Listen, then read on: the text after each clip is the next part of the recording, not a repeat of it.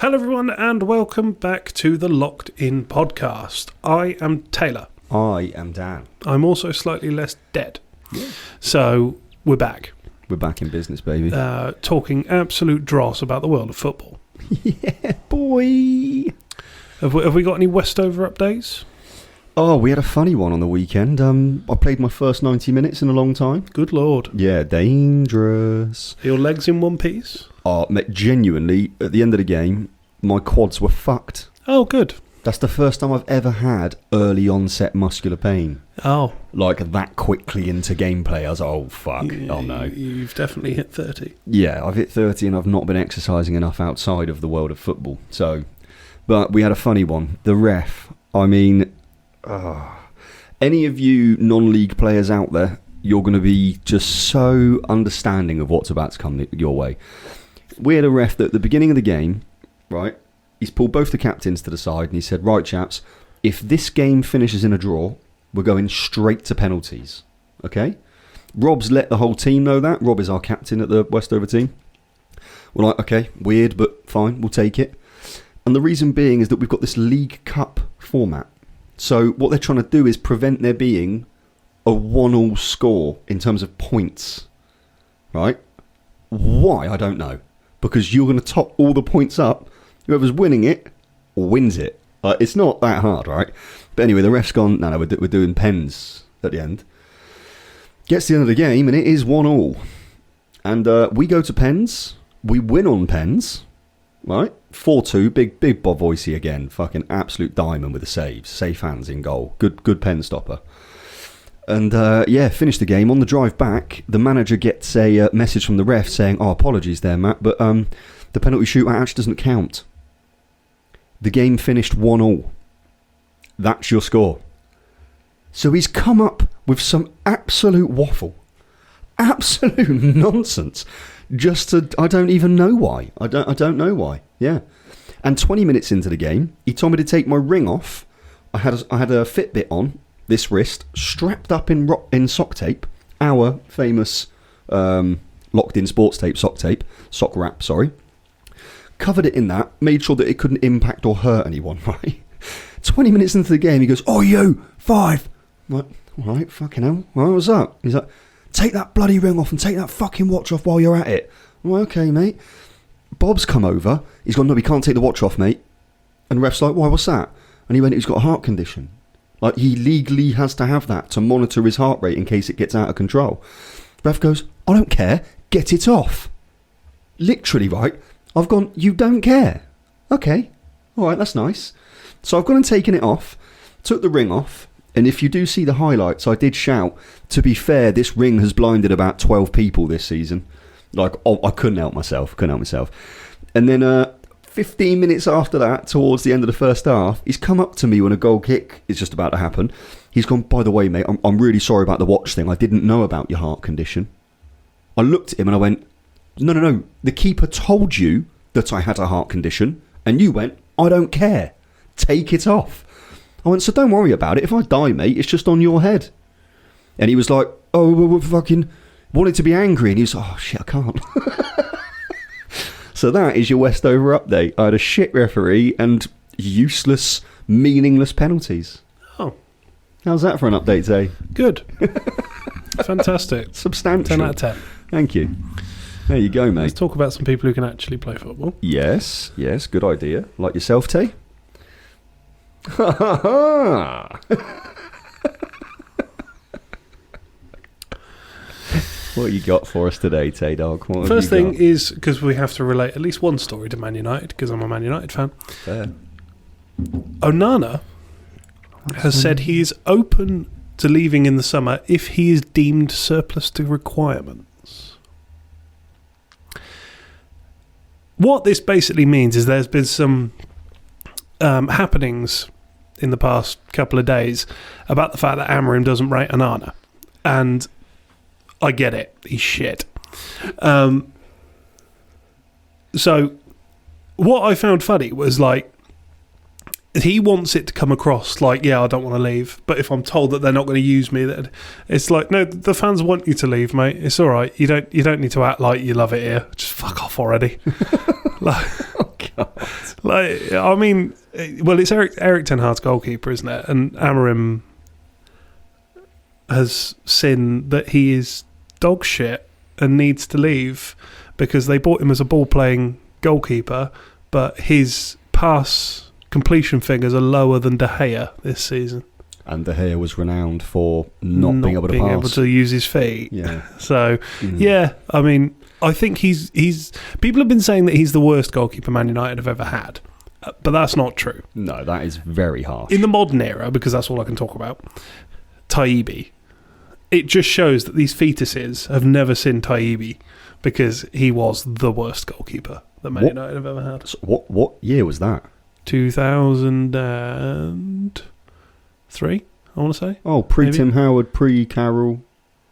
Yeah, he was one of the people who was bought to replace Schmeichel. Not Fabian Barthez. Barthez came after him. Barthez replaced him after about 2 weeks. Bloody hell. Because Taibbi went in his first game. He basically did a Rob Green. Oh, no. Yeah. Oh, no.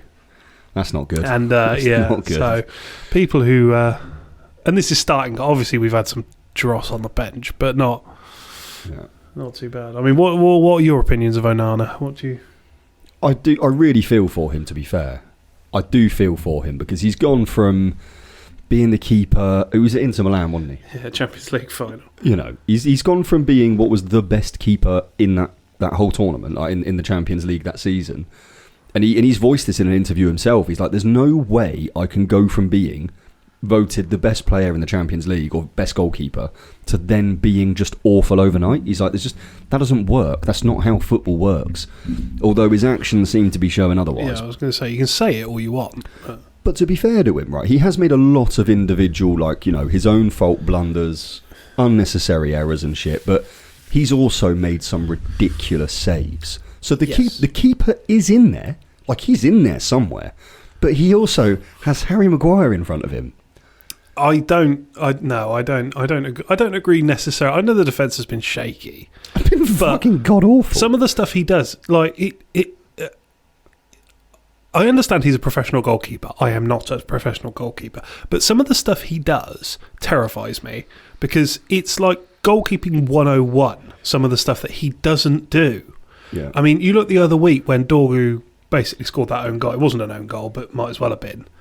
When he was running back and just sort of tried to pass it back to Onana, but Onana happened to be stood 2 feet in front of him. Do you remember that? No, I didn't see that game, sorry. It was, it was against Ipswich. That one. Shock.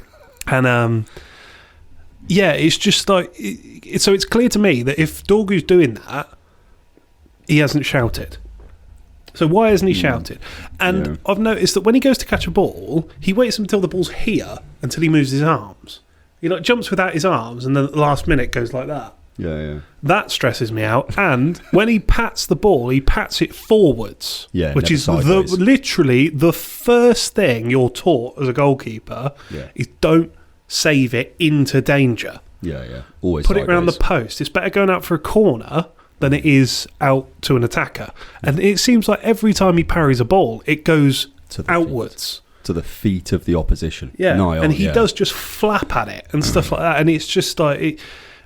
If I was that defence, I would have absolutely no trust that I can depend on the goalkeeper saving it if I make a mistake. Yeah. That's the worst thing you can have as a defender, is not being able to trust your goalkeeper. Very true. And very true. You're building your football team on sand. Do you know what I mean? If you can't depend on your goalkeeper. Yeah. Now, I was willing to give him the benefit of the doubt to begin with, because if you remember, when De Gea first came, he was shaky. He was letting goal after goal through his legs. And do you remember all this? Yeah. But he came good. I mean, Onana's in his 3rd year now, and it's not getting better. It's not looking great, mate. No. It's and yes, admittedly, he has made some big saves, big penalty saves in the last minute and things like that. Yeah. And I think he is actually a very good penalty stopper. But I think the benefits of him being a ball playing goalkeeper, which I don't think he really is, not properly anyway. I look at Edison as like the peak, the creme de la creme of ball playing goalkeepers. Yeah. He's nowhere near that. No, but then again, Edison is basically currently contested as either the best or second best keeper in the world. So I don't know if it's a lot of people have got him up there. So Actually, as a goalkeeper, I don't rate Ederson at all. I rate his distribution very highly. His actual shot stopping's not actually that good, but it doesn't have to be because he plays for Man City. Yeah, true. Well, didn't have to be. No, now it does. Yeah. They are leaking goals. Yeah, but yeah.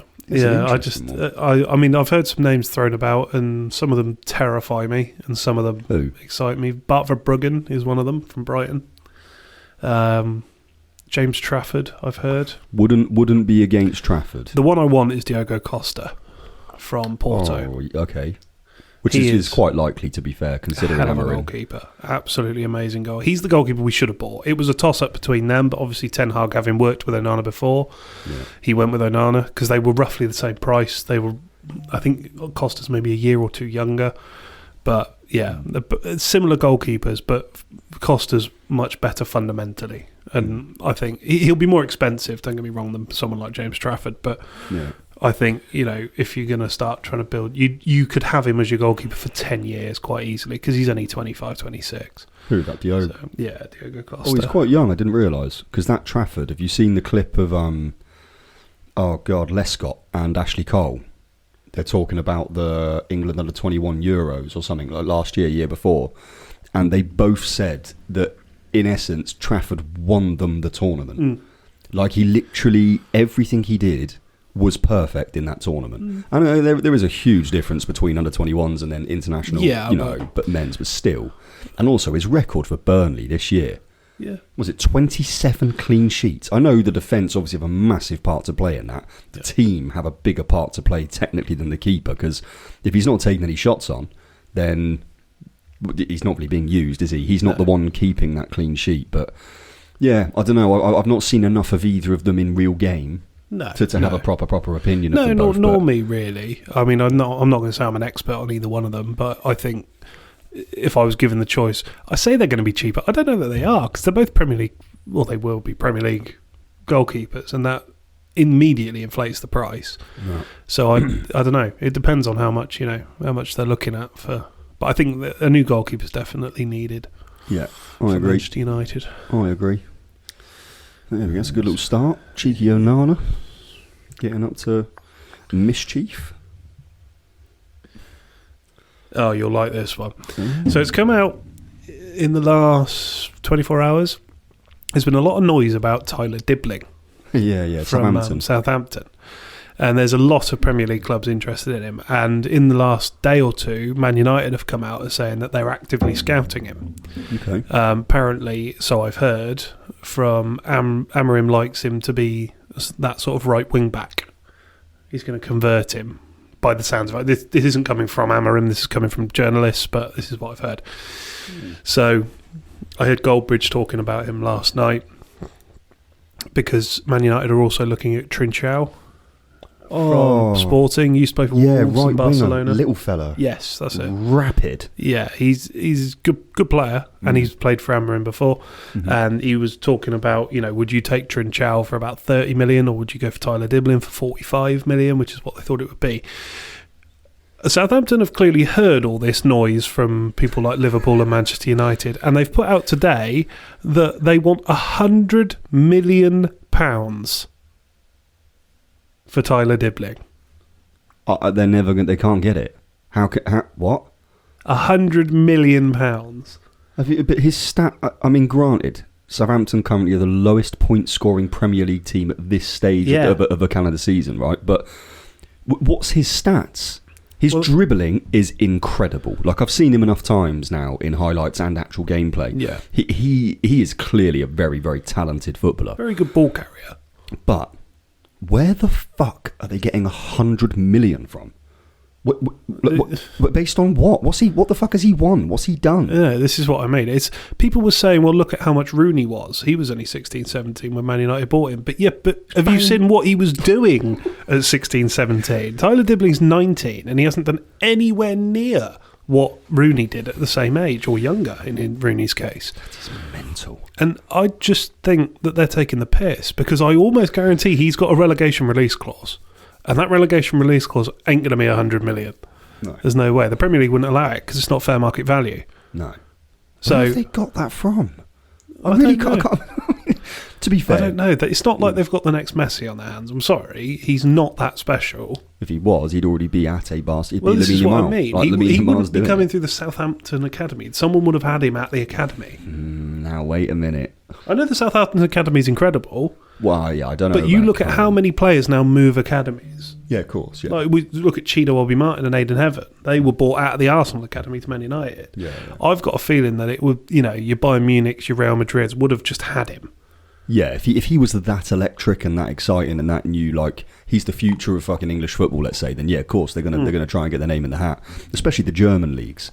The last 6 years, a lot of young British talent goes to Germany. Yeah, 100%. Some of it's still over there. Yeah, true, very true. But I honestly, I mean, the thing is, Southampton Academy, when I was a kid in Bournemouth, all of us wanted to play for Southampton Academy. Same. They used to scout a lot in Oxford. Really? A lot of my friends played for the Southampton Academy. And I remember there was 3 kids in my year who played for my year's school team that all played for Southampton Academy at some point in their childhood. And 2 of them were meant to be like the next England sort of level stuff. And I'm not surprised they didn't quite make it because my school bred drug addicts and criminals. But if you sort of move that to the side, Southampton's Academy has been farmed. And I mean farmed, basically, since 2004, 5. Any incredible talent they've had since post-Letitia era, they've been sold. Bale, Walcott, honestly, the list is silly when you think about it and you Alex start going through. Chamberlain and all that. Luke Shaw, Ward-Prowse, it is mad. Yeah. Lallana, the list just keeps going. And they clearly have an academy set up that breeds talent. Yeah, 100%. But 100 million. I think it just shows the delusional aspect of a lot of football nowadays. Tyler Dibbling 20 years ago probably was a £7-8 million player. That's actually being very generous. Do you know what I mean? It was that, but that £7-8 million player is now 40-50 million. Which is people used to laud Sir Alex Ferguson for finding these, well, not him, but the scouting department, for finding these players that they bought for a very low nominal fee, like Vidic, Evra, these people that were pulled out of random fucking leagues for a couple of million quid. The problem is now there's any youngster that shows any promise, they get a mixtape on fucking YouTube, they're on Football Manager in 5 minutes, they're in memes, they're on, there's YouTube channels that will go, Man United should be looking at this. Everyone knows who they are, and it artificially inflates them. And I think it's to the detriment of both the football teams, because they're paying an inordinate amount of money for these unproven players, and also it adds so much pressure onto that player. When I hate it when people say he's the next ... because immediately it puts a level of expectation in people's minds. Yeah. And you look at what it did to Martin Odegaard. Do you remember how good he was when he was, 14, 15, signed for Real Madrid at 16 years old? Yeah. And Hendrick. And I think it set him back 6 years. I think by joining Real Madrid and having that hype at the level it was, everyone who knew anything about football knew who Martin Odegaard was. He was everywhere. Yeah.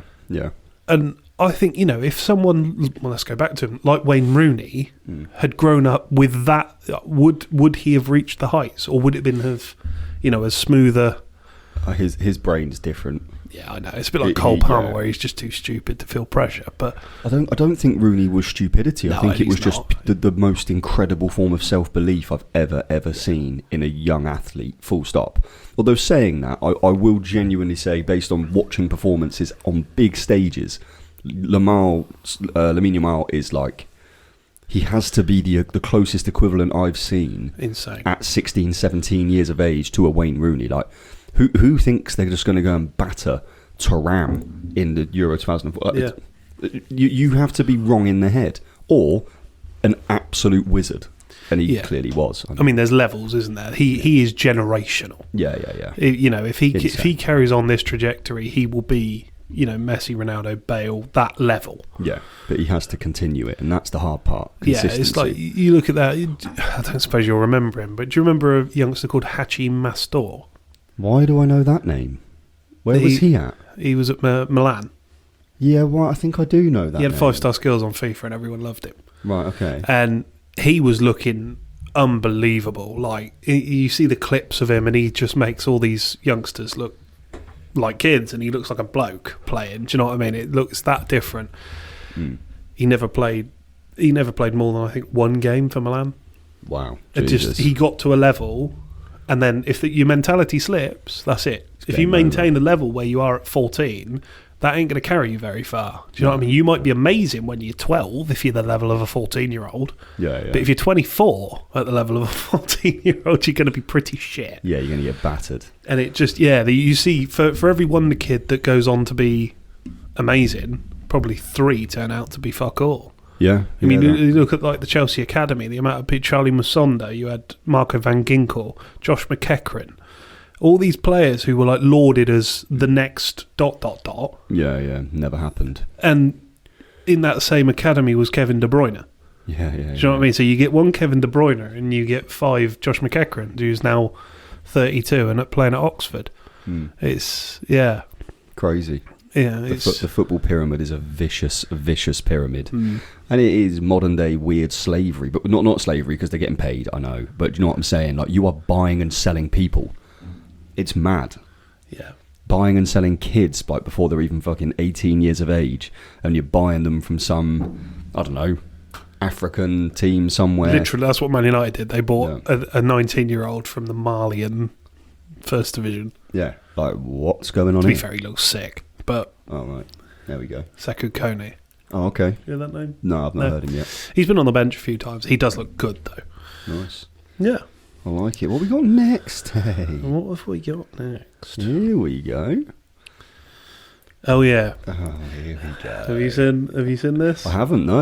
Here we So go. it's basically been confirmed that Trent is leaving Liverpool at the end of the season. But we don't know. Anyone who knew anything about football saw this coming a mile off. Yeah. As soon as you hear rumblings of Real Madrid are interested, they're already interested. Do you know what I mean? They're not going to be beaten by the media to the punch. No. So yeah, it's pretty much confirmed. I think it came out that he's agreed personal terms. So it's not agreed yet, but it's as good as. Yeah. And the city of Liverpool has imploded. What do you mean? Why?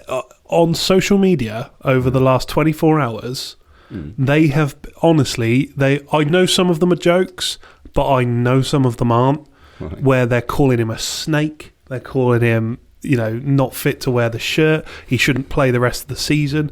There was one comment, which I'm 99% sure was a joke, but it was still hilariously funny, because it was from a Liverpool account. They said we should purposely bottle the league so he doesn't get another medal. Oh, God. And what it made me think is he's been there since he was 8 years old, and he's now, 20... called a snake. 24, 25, 26? What is he? I don't know. It's some mid-20s. Yeah. And I'm like, I don't understand it. And they're saying that you'll never be regarded as highly as Gerrard and stuff like that for being a local boy, sort of thing. Of course, he won't. And I'm like, but hang on a minute. He's been there for 16 years. Like, what? I can't believe what Liverpool fan can look at that and not go, "You've done fucking well for us. You basically won us the Champions League. Yeah. Thank you for your time. Go and enjoy yourself in Madrid for the last few years of your career." Yeah. I don't understand it. There was no ill will from Tottenham fans when Bale went to Madrid. There was no real ill will from Ronaldo fans or Man United fans when Ronaldo went to Madrid.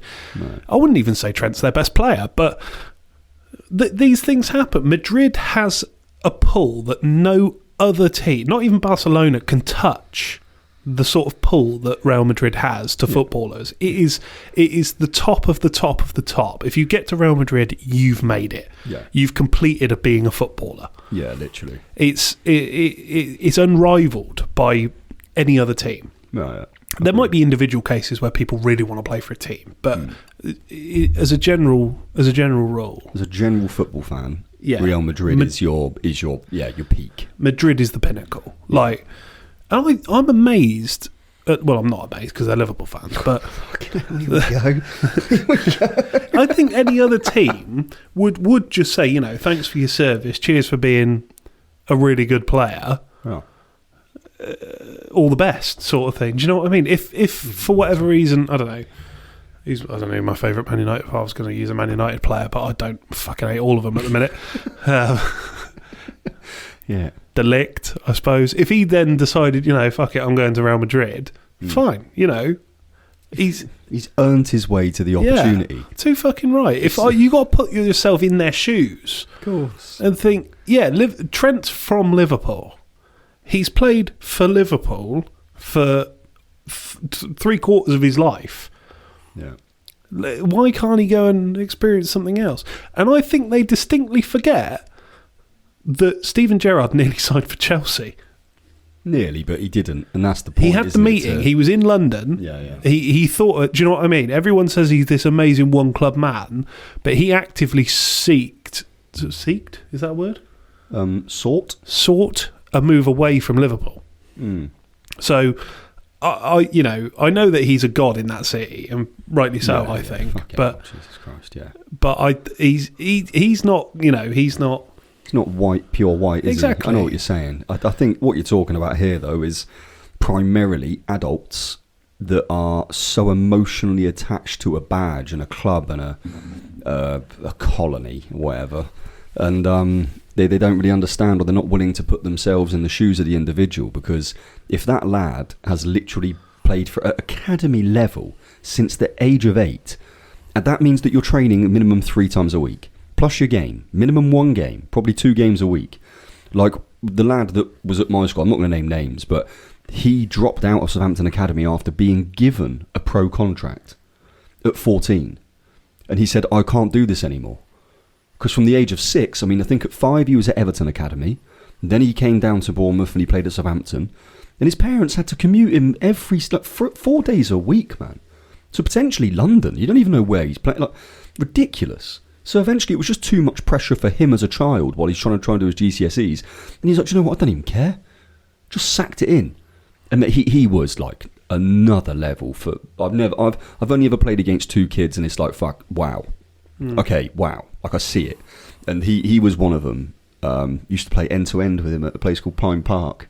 I beat him a few times. That's all I could ever beat him at, though. But yeah, like when you've seen the pressure that you put under a child, or put onto a child rather, like to try and become this elite athlete and a sportsman, you've got to give him a fucking break. If he wants to go and live his career out in Spain, which, by the way, La Liga's going to suit him down to the ground. 100%. He is going to have such a highlight reel by the time he finishes there. I think he genuinely will have a passing highlight reel after 3 seasons, similar to what David Beckham had in his Galactico team. And bearing in mind, he played a ridiculous 60, 70-yard balls to like Ronaldo goal. You just like... He will do that. He will emulate that exact type of play. And because the pace of the play is slightly slower over there than the Prem, slightly less aggressive, it suits him. Suits him as a footballer. Yeah, he deserves to go there. And I think, actually, it will make him a better player for England. That's my honest belief. I think that it will improve him. Because you've got to think, in training sessions, who's he up against? Yeah, Salah and... No. Who will he be up against? Oh, right, yeah, like fucking Vinny and Mbappe, Hendrick, Vinny, Rodrigo. He has to get better. At the minute, he's got Darwin Núñez, granted, physical specimen, athlete, but technically he's going to get tackled most times. Yeah, okay? I honestly think I could finish better than him. And then Salah. And you're just like, okay, Salah, wow, fair. Like, not easy. Luis Diaz, not easy. Jota. But you can't compare that to technically the 3 potential Ballon d'Or winners this year. Like, I know Salah's up there, but that's 1. They got 3 of them. It's just ridiculous.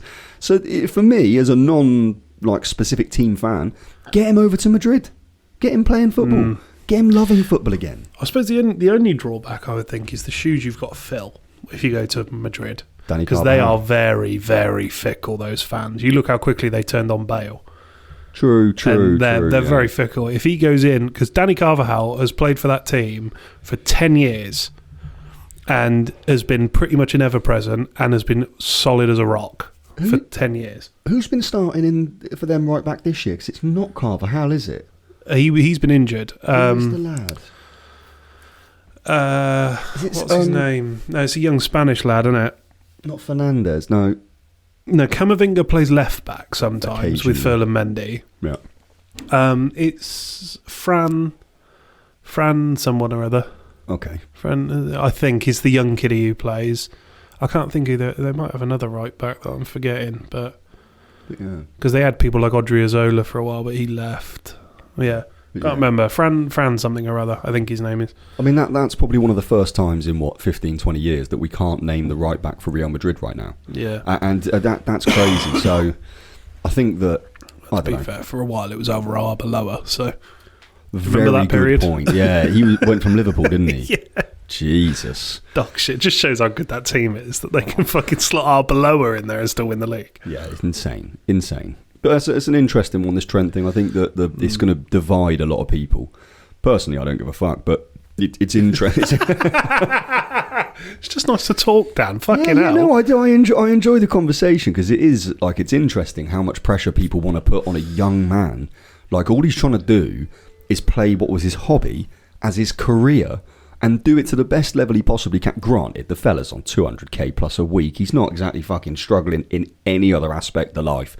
But he's still putting his body and his brain through torture, like daily, just to be at that fucking peak level. And he is one of the best ball-playing players, footballers, not just defenders, footballers, in terms of like passing ability and set pieces. There's not much out there that competes at the moment. There really isn't. You know, so I just hope he has a good career. He deserves it after what he's done at such an early age. If he can be given the opportunity to prove himself in another league for he's going to be in the Champions League every year now. Oh, yeah. Perennially, yeah. For literally the next 10 years, they will be in the Champions League until semis, probably. I don't see how they can't be. So, fair play to him. Take my hat off. Good luck. I can't say I rate him that highly personally. No, I think he's too much of a liability, but, defensively. you know, I think you got to look at the right-back market, and I don't think there's a lot out there at the minute that's more attractive to someone like Real Madrid than him. No.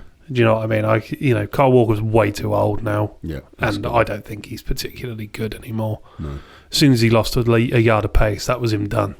You know what I mean? Everyone saw it coming because he was never technically that good as a defender. But yeah. Cheers, Trent. There we go. We like it. What we got for article numero? Is it 4? It is 4. Number 4, Quattro.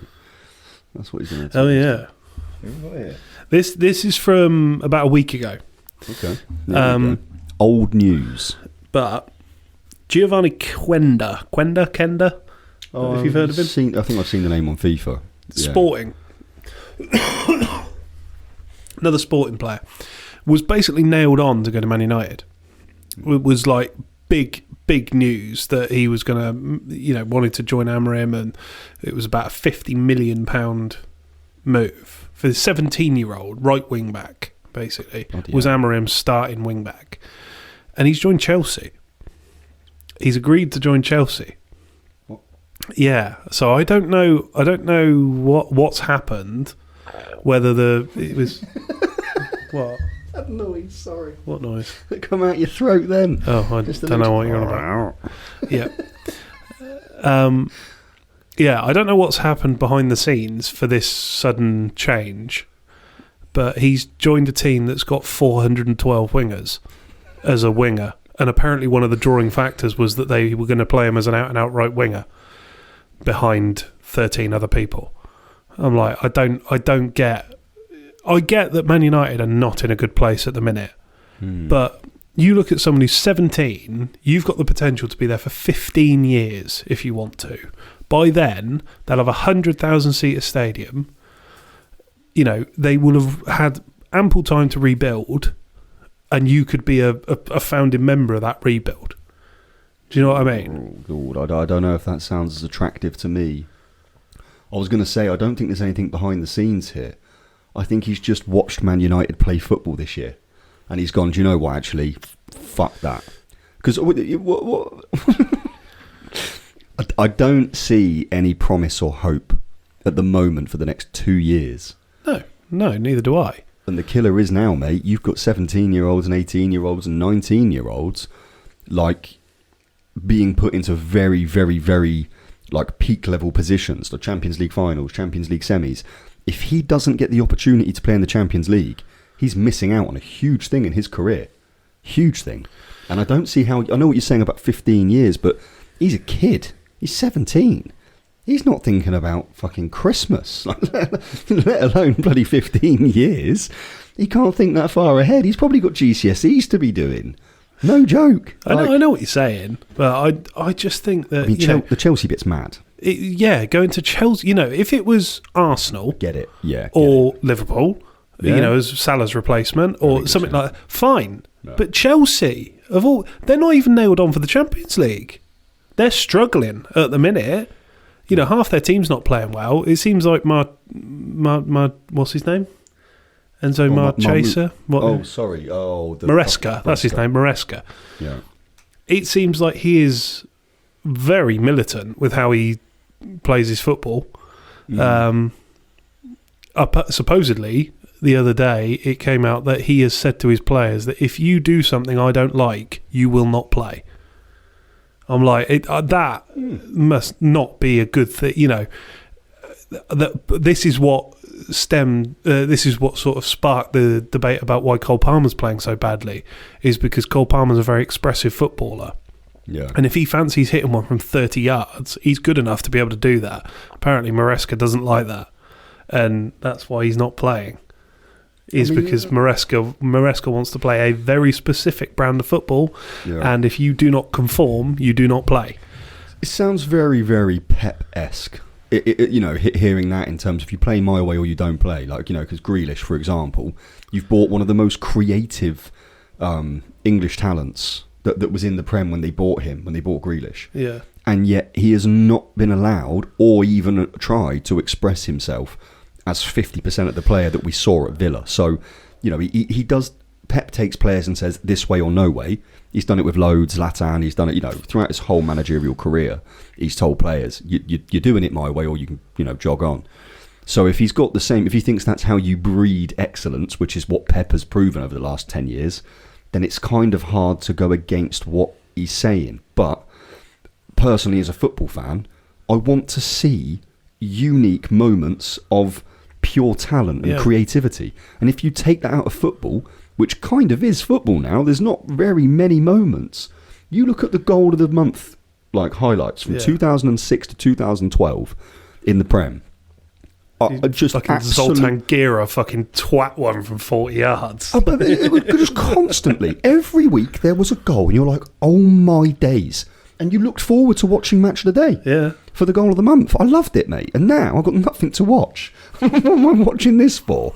Just possession football and fucking, oh no, he's headed it to the wrong team. Now they've scored. It's like Skill School on Soccer AM. Yeah. On a Saturday morning. Nuts. We can go fucking got that anymore, have we? Yeah. Do you know what? So it's just, it's a weird one though with Maresca. And why would that kid... He's just seen what Bowley's done since he's come in. He's just bought players on fucking 8 to 10 year contracts and madness things. Paying them moon money, which is obviously very attractive. But they're not winning yet. They're not consistently winning. It's never been how to run a football club by just buying and buying and buying. It doesn't work. I mean, do you see Graham... I haven't watched the whole interview, but did you see Graham Potter came out in an interview this week? Right. And was just like, they kept buying players. And I was like, I've got 11 players that can play, but I've got 32 people in my team. Yeah, it's ridiculous. And they're not even players that fit the system I want to play. They were just buying players. I mean, fuck me, how many wingers do they need? That's do you know ridiculous. what I mean? I won't be able to name them all, but they've got Mudryk, they've got what's that right winger? Noni Madueke, they've got Sancho, they've got Neto. Nkunku, Neto. They've definitely... Well, Palmer was playing right wing. Yeah, there's more. There is definitely more. Sterling's gone to Arsenal. Yeah, but he's only on loan, so they will have him back. Yeah. So that's 7. So that's just 7 for 2 positions. That's already 7 without mentioning Gwenda. What are you doing? Well, either he rates himself so highly that he believes he can come in and he can be an impact player straight away, and do you know what, he may be another Wayne Rooney. He may be that mentality of just, you know what, give me the opportunity and I'll take it. If he is, then we've got an exciting Prem season next year. If he isn't, then bless him. He's got a couple of seasons of Yeah. fucking bench warming to do. And that's not fun for any young kid. Young kids need to be playing. If you don't let them have minutes on the pitch, they cannot improve. But this is something interesting that I was thinking about. I was watching, it was probably Goldbridge again, talking about, the pull of Manchester United. And do you think, What, Paul? well, this is what I'm thinking is, there's going to reach an age of player, and I imagine Quenda is an early starter of that don't remember the glory days. They didn't grow up as Man United fans being Man United being an amazing team. You think Quenda is 17, so he was born in 2008-9, about 2008-2009. Man United was shit from when he was 3. It's true. Do you know what I mean? So true. you look, you're going to run out of these players that were Man United fans from being kids, and it was such a big pull for Man United for so long that the glitz and glamour of being able to play at Old Trafford and be a Man United player, the same as their idol Rooney, or do you know what I mean? They're going to be forgotten about. Yeah, literally. And it's going to be, it's not going to be the draw it is. I mean, Old Trafford's fucking falling over. The team's been shit for 11 years. It's like, where do you draw the line? Like, how long can it last where Man United is still a genuine pull for players? I mean, I think I'm amazed that we got Euro. Yeah, because it was a toss up between us and Madrid, and I think it was basically we offered him a lot more money, but. Even so, we managed to beat out Real Madrid, which is a big deal. Even if we did have to pay more, it's still an achievement. Do you know what I mean? Because he was going to be the Militao replacement. Yeah. And I think, to be fair, I think he's good enough to have done that. He looks like a fucking special player. But mind you, I don't think he looks a million miles better than Aiden Heaven, who they paid for $1 million. They paid $1 million quid. He looks like a serious defender. He's exactly what they needed as well, because he's left-footed. Yeah, he can play on the left of that 3, and apparently he's out of his boot and he's back on grass. Oh, is he? Yeah, so I think he's going to be back sooner rather than later, which is good. Apparently Luke Shaw's nearly fit as well. That's such a shame, that player, Luke Shaw. Fucking useless cunt. Oh, you say that, but I think it's harsh. I think that he genuinely, if it weren't for an absolute domino effect of injuries, he would have to be in contention for one of the best left backs in the world. He would have to be. Yeah, but unfortunately, you've got to be consistent. And if you can't look after yourself and you can't remain uninjured or you can't remain fit, then you're in trouble. Well, there was the reason I'm so dismissive of him now is because, yes, I know he had the leg break, but every injury he's had subsequently has been a muscle injury.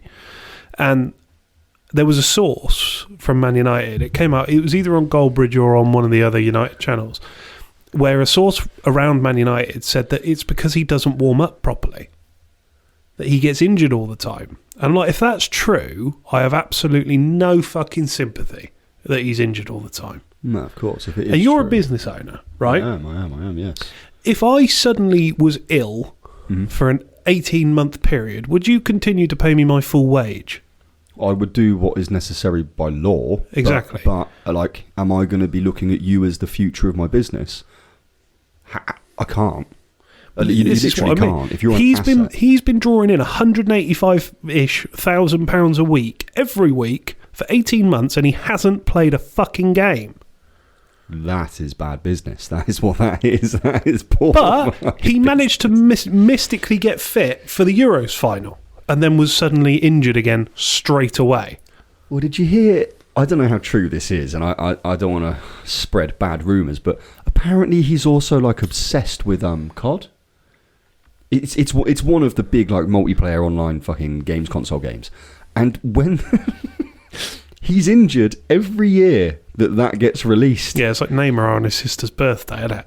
He's injured every year on his sister's birthday. Is that what it is? Yeah. I mean, that for me is look, if you want to be obsessed with gaming, and that's what you want your career path to be, then focus on the fucking gaming. Don't be a pro footballer and then choose to... I'm sorry. Choose to have a couple of weeks off because COD's been released. If he was a true Man United fan, he'd retire. Sorry? If he was a true, if he actually cared about his team, he'd retire. because I would be embarrassed to not play football for 2 years. Do you know he's missed more games than he's played? For Man United. For Man United. Yeah, of course. He's been injured all the fucking time. Yeah, it's fucking embarrassing. It's fucking embarrassing. Yeah, but we don't know the reasons. Doesn't matter the reasons. I'm sorry. Of course it doesn't. They're all muscle injuries. Yeah. It's not. No, it's not good enough. It's but we not don't good. know what's triggered it. Well, if you're that fucked, you shouldn't be playing football. Oh, I see, like a Jack Wilshere situation. You should just call it a day. Just retire. Oh, that must be so tough, though. If you've managed to get to the fucking peak of the peak, and then all of a sudden, like, you're getting injuries. You used to having 100+ K come in a week. Like, I don't think he's doing it for the money. I know it sounds a bit nuts, but he did. You know, by the time that guy hit 25 years of age, he could have retired. He didn't need to keep getting paid. He probably had investments in properties and investments in shareholdings that give him an income, a valuable, probably 100K plus income per year. He doesn't need to be working or playing. So he's doing this because he loves football. The fact he's not playing football is a fucking shame, is my opinion, because he's a good player to watch. This isn't against him as a person or as a player, because admittedly he was fantastic when he was playing. But he's swallowing £185,000 of a salary that could go to someone who can play every week. Of course. You know, you look at Dorgu, he's come in and he's been one of the most consistent players when he's played. He's been brilliant. He's been fantastic. He's on £30,000 a week. Is that what they've got him for? Yeah. How did they do that? Don't know. It's from Lecce, wasn't it? He was probably on about £8.50 there. So, it... You do slam so many foreign leagues. You tear them to shreds. But it's just, yeah. I know it's not his fault that all this is going on at Man United, but how can he sleep at night knowing that 400 people have lost their jobs and his wage alone could have paid for them? It's literally, it would have covered the four. It would be damn clear. It would be damn close, I think. To be fair, yeah, 30 to 60 you look at what they stopped that £40,000 payment going to that charity to try and save money. That's what they pay Casemiro every day. £40,000 a day. He's on £350,000 a week.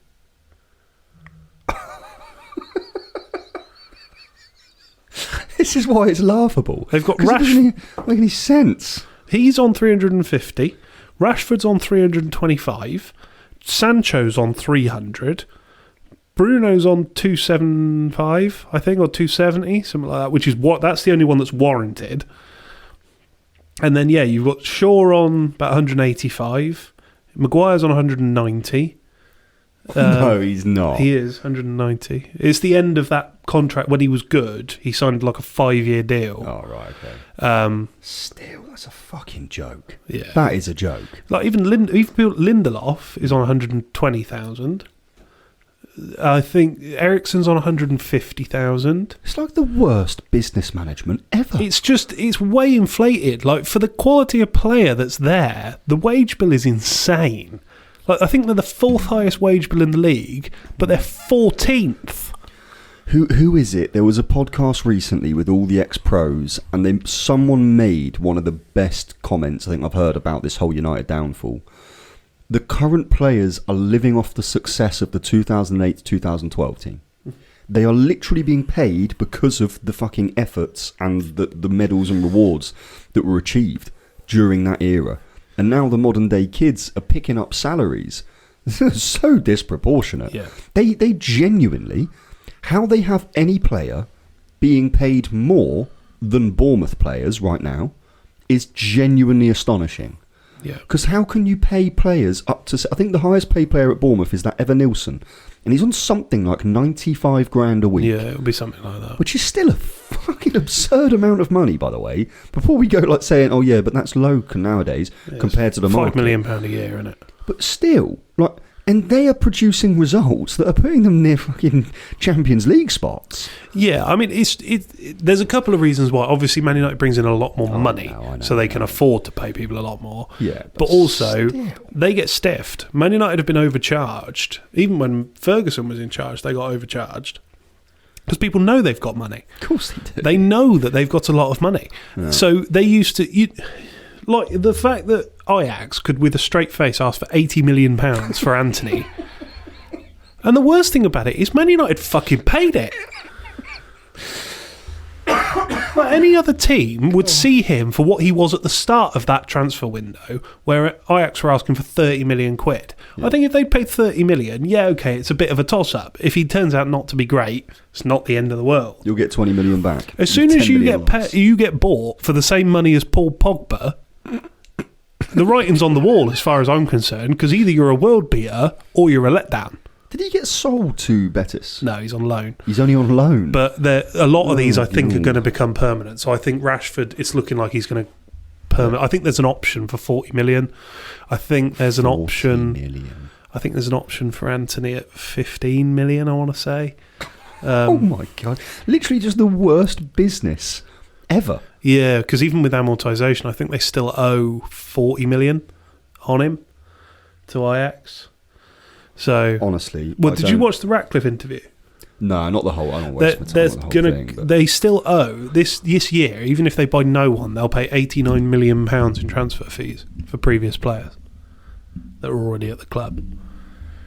It's honestly, like, I know I run, quite frankly, the minnow of all businesses. Like, I get it if you're going to put it in comparison in terms of numbers, but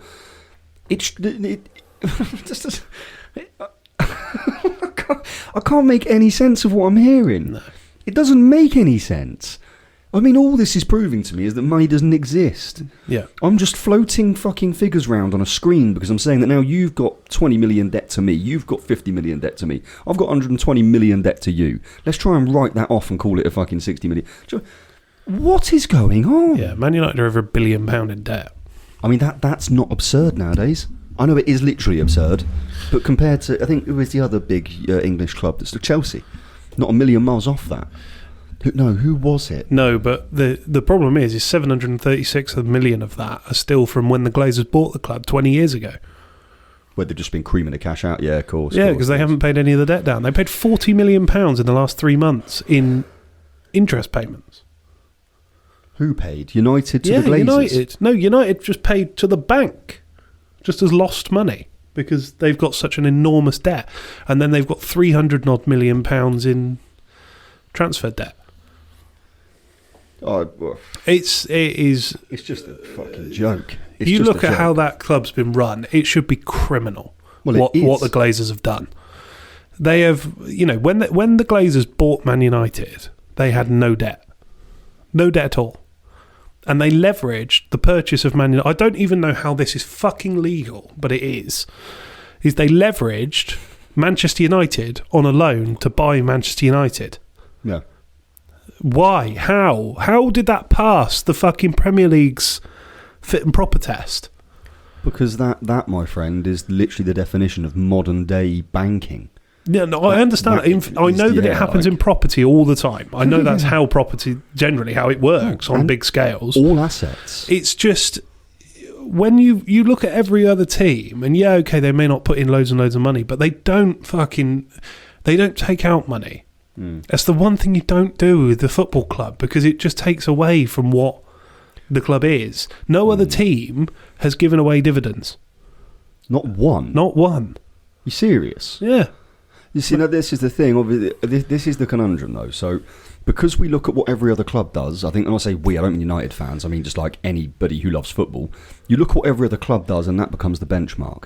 But quite frankly, we are talking about a business. And therefore, anybody has the right to run a business how they see fit. The killer with this is that you've got 200 million fans, or something ridiculous from Man United. Like, they're all watching their boyhood club crumble. I mean, I stopped supporting them because I couldn't keep being annoyed without having control. I'm sick of it. I'm sick of not being able to stop this frustration. And there's nothing I could have done. But I can see why the Glazers have run it in the way in which they have. They can choose to do so. And it's hard for us then as fans to go, well, that's fine. I'm okay with that because that's their choice. They obviously had access to the funds to be able to buy the club. I don't mean as in they had it in cash, but they could leverage, which is what they did, to be able to become the owners of Manchester United. They did that, then up to them. That is the point. It is up to them. What they've done is not the best thing for the fans. What they've done for themselves as business owners, it's so hard to look at that and say they've done wrong. because they've made profit for themselves from a business. And that is what they bought, a business as an investment banking group. It's shit, but... Unfortunately, I do think that it's contextual. I know if you boil it down to its rawest points, yes, it's a business. But contextually, you've got to look at what a football club is. It's the life and soul of most UK towns and cities. You know, the town and city is warped around the football club. Quite often, yeah. And by ripping the soul out of Manchester United, you rip the soul out of Manchester. It's the red side. Well, would you say the blue side's got a fucking soul? They can't even fill 50,000 seats. Yeah, but we're filling ours with tourists. When was the last time you heard anyone talk about their treble? Yeah, I don't think that's the point. No one cared. Fucking, what was it? It was an Arsenal post about a new contract got more likes than their treble post. I'm just saying. But yeah, I think with the Glazers, it should never have been allowed for a start because they didn't have the money. They've never put a penny of their own money into the club. No. Not once. And it's just like, and that was what annoyed me. Is a few years ago there was a journalist who found Avram Glazer in America, and went up to him and shoved the microphone in his face and asked him about the money and stuff like this. And he said, "We've always spent the money." What? No. What does that even mean? No, you've always spent the club's money. You've never spent a penny of yours. Not one pound has left the Glazers' bank account into the Manchester United bank account. Other owners will max out the allowed amount that you can put in, because in terms of investment, you can only put in 90 million across a three-year period.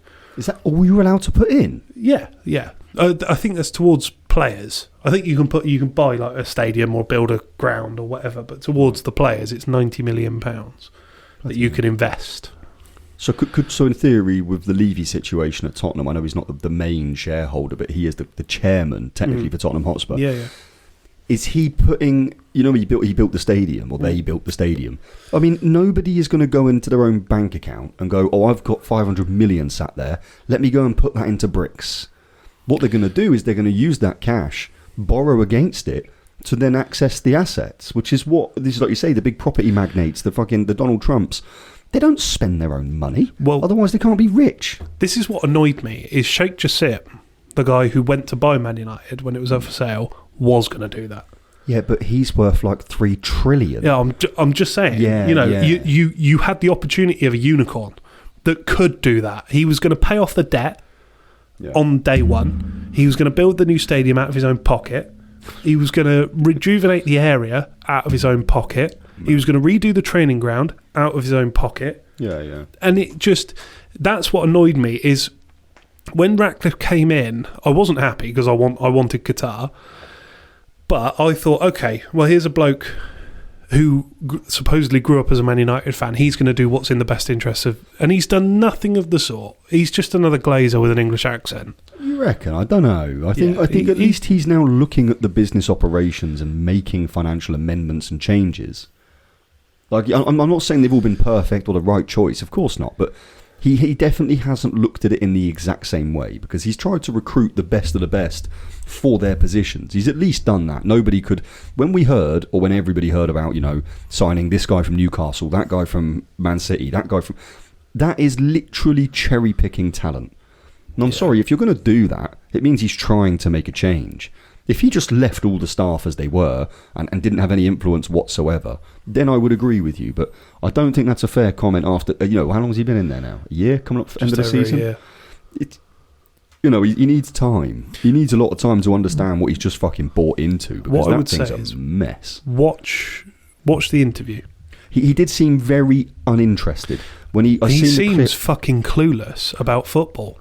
He doesn't to me seem like he understands football, and I understand surrounding himself with people who know football. Yeah. But he hasn't even done that, because it came out that Omar Barada was seen at Man City as the business guy, not as the football guy. He's a businessman, not a football brain. Now, that's not to say that recruiting Christopher Vivell and Jason Wilcox, spot on. Got absolutely no issue with that. They are best of the best when it comes to what they do. Yeah. The issue is they're not the main voice. And you've still got David Brailsford, who has run cycling teams, and Omar Barada, who's basically a banker, still running the team, and then Jim Ratcliffe, who doesn't know his arse from his elbow when it comes to football. The fact is, the only clip I've seen from that interview is him and Gary Neville when Gary comes up with a suggestion on how to raise that 40,000. What, the dinner? And the way he's like, that's a good idea. If that had been discussed, I'd have taken that. I'm sorry. Like, look, I am the furthest thing from a genius that's probably ever graced this earth, right? I could have come up with that idea in about 10 minutes. Like, it's not a hard thing to think of, especially if you've got any experience in business. Like, the fact that Jim Ratcliffe could genuinely sit there in an interview and go, oh, well, nobody put that idea forward. Why didn't you put that fucking idea forward, Sunshine? What do you mean nobody put that idea forward? Yeah, what's he doing? To be fair, I don't trust Gary Neville as far as I could throw him, because he's part of that project, isn't he? All I'm saying is, like, it's a valid idea on how you can maintain the funds for a charity. And Jim Ratcliffe immediately goes, yeah, that's a sensible idea. What? How can... how many people were asked for opinions before they made the decision just to pull the funds? It's because people are getting paid off it, mate. There's shareholders. Yeah. There's footballers getting paid, as you just said. Harry Maguire, £190,000 a week. Casemiro, 350 grand. That's your problem. You need to fund that. Yeah. And they fucking... it's mental, mate. That is actually mad. Yeah. There we go. Fuck me. Fuck the Glazers. Yeah, well, that's put you into a good mood for the rest of the evening. Oh, yeah. Thanks for watching. Cheers. And we'll see you again soon. We will. Bye. Bye.